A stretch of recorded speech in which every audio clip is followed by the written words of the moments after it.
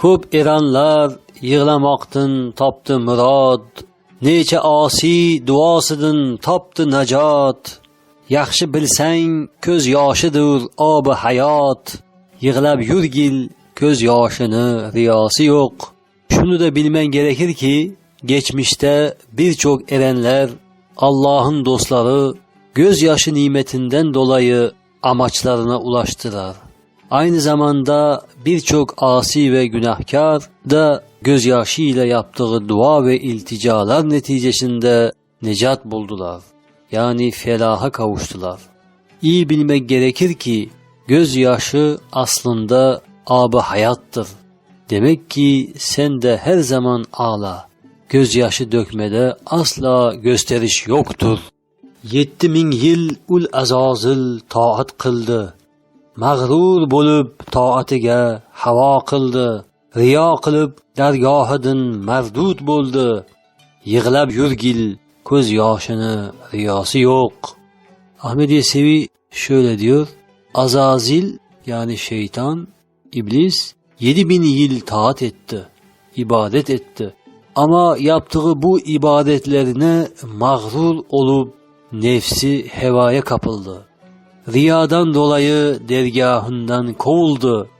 Sen de dikkat et, gözyaşı dök. Çünkü onda riya yoktur. Garib Mansur bir tun sahar ko'p yig'ladi. Holin ko'rib eranlari rahm ayladi. Ondan sonra chiltan boqib sharob berdi. Yig'lab yurgil ko'z yoshini riyosi yo'q. Yani Garib Mansur Hallaj bir gece seherde çok ağladı. Onun halini görüp erenler rahmeylediler, acıdılar ve çihilten denilen kırklar ona şarap sundular. Bil ki ağlamak ve gözyaşı dökmede riya yoktur. Tongla bo'lsa qiyomat kun ayo do'stlar, paydo bo'lg'ay turluk alomatlar. 100 ming qayg'u, dog'i hasrat, nadomatlar. Yig'lab yurgil ko'z yoshini riyosi yo'q. Ey do'stlar, tan seherde kopacak kıyamette türlü alametler sadır olacaktır. Nitekim insanlar 100.000 kaygı ve pişmanlıkla hasret ve nedamet çekeceklerdir. Kıyamette hasret çekmemek için sen hep ağla. Çünkü gözyaşının riyası yoktur. O'shal vaqtda maloikka farmon bo'lg'ay.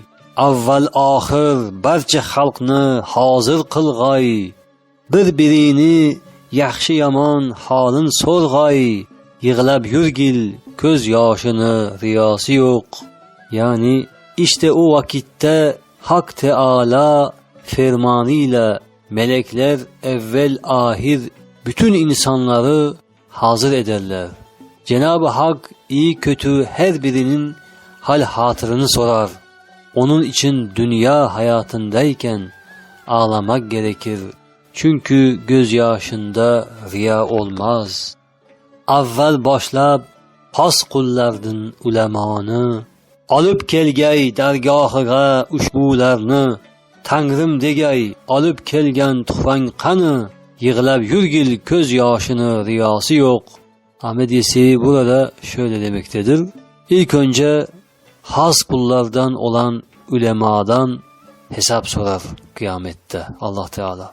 İlahi dergaha onları melekler alıp gelirler.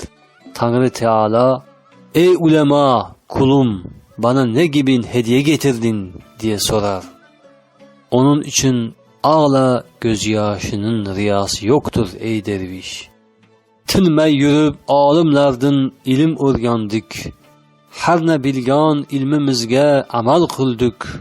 Ya Qodiro ulug' zoting anglab bildik. Yig'lab yurgil ko'z yoshini riyosi yo'q. Mahşerdeki bu soru karşısında alimzat, her zaman alimlerden ilim öğrendik. Her ne bildiğimizi ilmimizle amel ettik. Ey kadir zat, ilimle senin ulu zatını anladık, öğrendik, tanıdık. Gözün nemli olsun. gözyaşı dökmede riya yoktur ey derviş.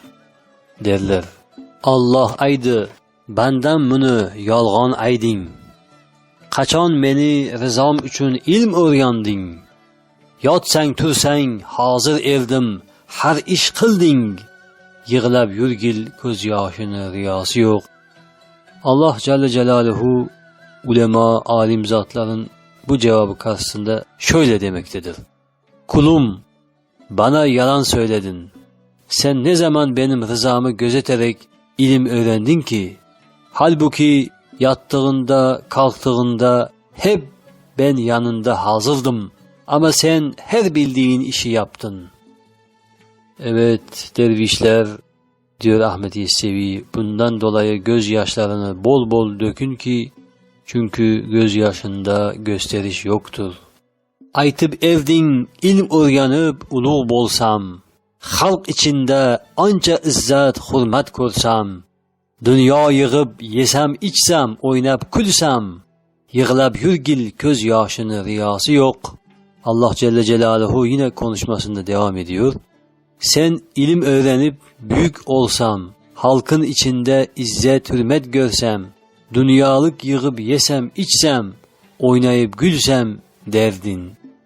Bu şekilde sen yaşadın ey ulema diye Allah Teala sitem ediyor ulema kuluna. Ve Ahmet Yesevi sonuç olarak ey derviş sen ağla, gözyaşında riya yoktur diyor yine.